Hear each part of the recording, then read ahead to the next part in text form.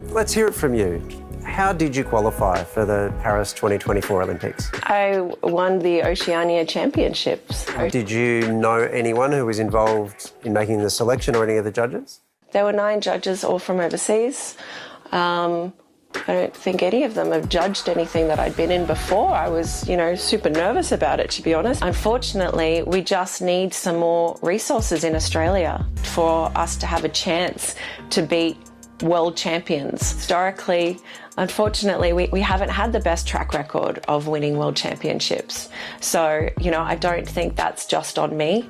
A lot of the responses, though, is also just due to people not being very familiar with breaking and the diversity of approaches in breaking. In the breaking community, what I did actually wasn't very shocking. It's just a different approach in breaking. You have the athletic style breakers, and you also have the more artistic style breakers, and all of them are very valid. It is really sad to hear those criticisms, and I am very sorry for the backlash that the community has experienced, but I can't control how people react. Well, folks, the 2024 Olympics were quite unique this time around, a time for inspiring athleticism and a time for Raygun. That's right, we're back with another update from everyone's favorite Aussie dumpster fire. Somehow, Australia decided to unleash Raygun, a breakdancer of questionable talent, onto the world stage. What could go wrong, you ask? Oh, just a complete and utter national embarrassment. We're talking a train wreck, wrapped in a dumpster fire, dipped in cringe and set ablaze on live television. If you need to know the full story about this national treasure named Raygun, check out this video. It'll fill you in on everything. And for everyone else who's already caught up, let's dive in. It was like watching a drunk giraffe try to breakdance at a retirement home. You could practically hear the collective groan of 20 million Australians watching from home. Now, you might think that after such a public debacle, Raygun would crawl into a hole and never show her face again.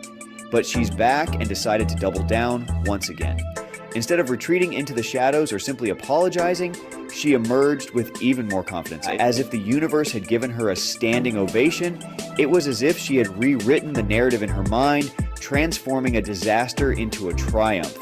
Before Raygun's latest interview, it was all just a joke. Most people didn't hate her, they just told the truth about her. However, that has completely changed now. This woman just could not bear to keep her ego at the door. She could not bear to keep her mouth shut and accept the fate that she brought upon herself. She had to make it worse. Now, I'm just warning you guys, I've been nice in my last videos. I've given her chances. I've been giving you honest facts and my opinions about the Raygun situation, but I've always kept it really nice. I'm not going to be able to do that anymore, unfortunately. So if you don't want honesty and you don't like my opinions, I highly suggest that you click off this video now. I can totally deal with somebody who is talentless and who embarrasses themselves and others because that doesn't make them evil. But one thing that I can't stand is a liar. The tables have just turned. Raygun is no longer innocent. She has made her first public appearance since bombing at the Olympics. For the first time, she gets confronted with the hard questions since her hiding in the shadows of Europe. In this interview, Raygun claimed that her performance was misunderstood and that the judges just didn't get her artistic vision. She spoke with such conviction, painting herself as a misunderstood genius, a visionary ahead of her time. She described her routine as a complex tapestry of emotions and movements, something that only the truly enlightened could appreciate.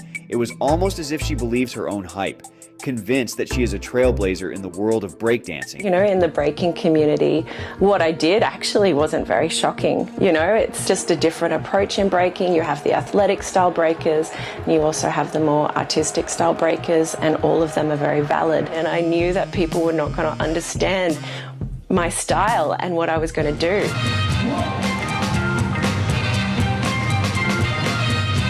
I wanted to bring out some Australian moves and themes. I love our Olympic mascot, BK, the boxing kangaroo, and I wanted to show that.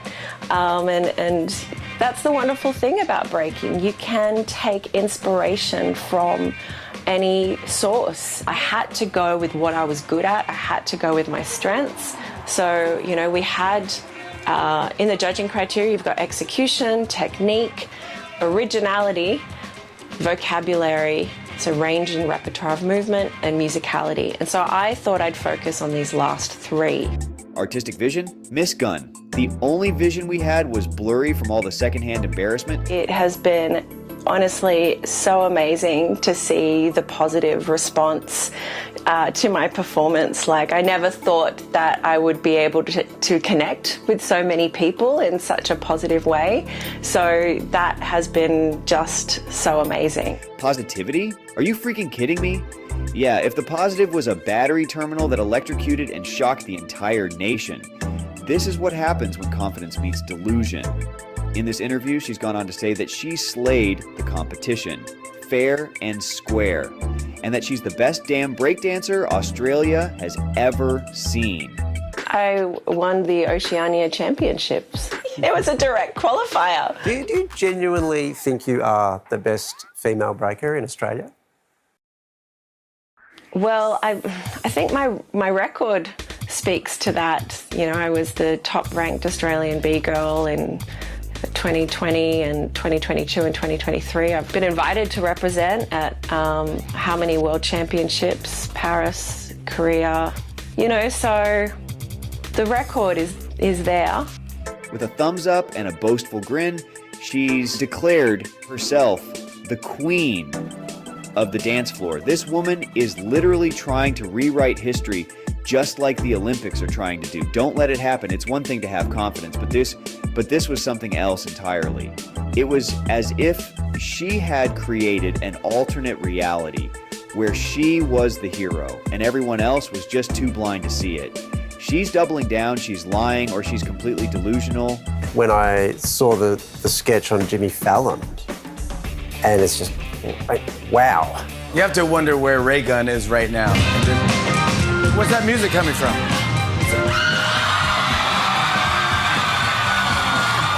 What was going through your mind when that happened?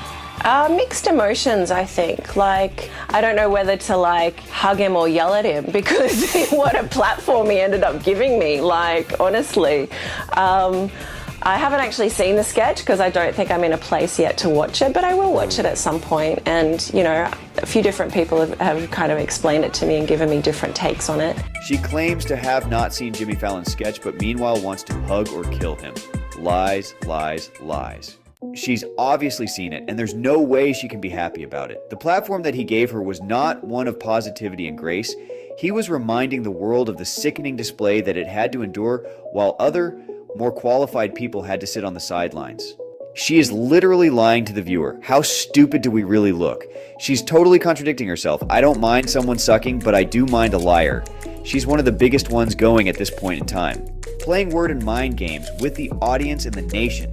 She's still claiming to be artistic, still claiming to be a unique, qualified individual, still lying her butt off. One thing that I used to give her credit for is actually coming out and telling people that she doesn't have the skills in order to actually be considered a breakdancer. Yeah, I'm working on new combos. I'm trying to, because one of my weaknesses has been dynamics, so I've been trying to get a lot more dynamic moves, a lot more freezes and power moves. Some of the stuff that's more Jeff's specialty, J-Attack's specialty. So whereas mine has been style and creativity and musicality, so I'm trying to kind of round out my repertoire a bit.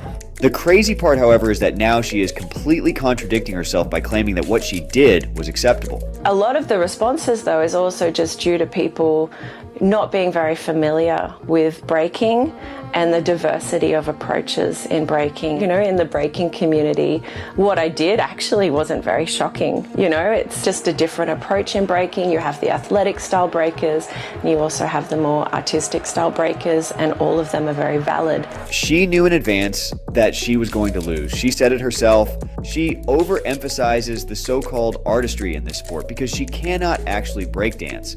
A lot of the bad responses were from people not familiar with breaking, she claims. Sure, including the judges apparently. I guess they're not familiar with breaking either. Look, I'm all for chasing your dreams, but there comes a point where you have to be honest with yourself. Raygun, you're about as graceful as a hippopotamus on roller skates. Your performance wasn't misunderstood, it was objectively terrible. And claiming to be the best breakdancer Australia has ever seen, that's an insult to every talented dancer who has ever set foot in that country. This isn't about haters or jealousy. It's about basic common sense and a healthy dose of reality. I feel bad for Australia. They have so much going for them. Beautiful beaches, friendly people, a surprisingly robust film industry. And now, thanks to Raygun, they have become synonymous with terrible breakdancing. It's like a stain on their national identity, a blight on their otherwise stellar reputation. Look at that face, completely avoiding the question and gaslighting the audience. This information has been addressed by the AOC, by Ausbreaking, by the World Dance Sport Federation, but let's hear it from you. How did you qualify for the Paris 2024 Olympics? I won the Oceania Championships. Oceania Championships. Oceania Championships. And did you know anyone who was involved in making the selection or any of the judges? There were 9 judges, all from overseas. I don't think any of them have judged anything that I'd been in before. I was, super nervous about it, to be honest. This woman cannot hide the fact that she knows she was given help to win that qualifier. Look at the way her face changes. Grow up, you damn child. It's disgusting. She definitely knows that she was caught out there lying about knowing the judges. This woman cannot hide the fact that she was given help to win that qualifier. Look at the way her face changes. There is no denying that there was unscrupulous activity going on at that qualifier, regardless of what their so-called investigation turned up. Actually, there were all kinds of conspiracy theories going on. Gunn, who set up her own governing body for breakdancing, has manipulated the selection process. Raygun's husband was the judge that got her through. The coach of the national team and the team selector. Unsurprisingly, they run a qualifier that gets 15 entrants and Raygun is selected. An online petition gathered more than 50,000 signatures questioning her selection and calling for an investigation. All us judges talked about how she was going to get smashed, absolutely smashed. Is anyone surprised at this point? The Olympics is literally trying to brainwash people on so many different levels. Why not on this level too? When asked, did you know anyone in the selection process? She completely ignores the question. She starts adjusting her wire, her blink rate goes through the roof. She practically starts singing, her voice gets so high. It would not surprise me if she needs new underwear at this point in time. She hides behind her pathetic excuse of style. Meanwhile, she's as artistic as a child's finger painting. She knew she was a waste as a competitor. And that's the problem. She never should have took the assignment in the first place. If someone goes out there, tries their hardest, and does what they need to do, they don't necessarily have to win. They don't even necessarily have to be good. But how dare you take the assignment in the first place when you knew you were condemning an entire nation of people to embarrassment, wasting people's tax money, wasting money on a flight to the largest stage on earth. And then she pretends to apologize. But just like throughout this entire interview, she continues to play word games. It is really sad to hear those criticisms, and I am very sorry for the backlash that the community has experienced, but I can't control how people react. Unfortunately, we just need some more resources in Australia for us to have a chance to beat world champions. Historically, unfortunately, we haven't had the best track record of winning world championships. So, I don't think that's just on me. But in the last year, I have trained my hardest. I have trained so hard. Learning power moves in your mid-30s is not easy. Let's just say that. So I have really, put my body through it, put my mind through it. I'm sorry for the backlash that the community experienced, she claims, but that's not an apology. She is still doubling down. She never apologized for what she did. She simply apologized for what people experienced. She didn't even throw herself into the situation. It's just something that happened. They experienced something and it had nothing to do with her. The most frustrating part of this whole ordeal is Raygun's complete and utter refusal to take any responsibility for her actions. Instead of acknowledging her shortcomings and apologizing for the embarrassment she has caused, she continues to deflect blame and make excuses. This isn't just about a bad dance routine anymore. It's about basic accountability. It's about owning up to your mistakes and learning from them. She's still doubling down. It's everyone else's fault that they don't understand her. It's always everyone else, never her. Another self-entitled, woke, delusional, privileged child who never grew up. What about the performance itself? Have you watched that back? I haven't watched it back, no. That's not unusual for me, though. I'm not great at watching back my battles. Raygun, if you can't accept your fault, you will never grow as a human being.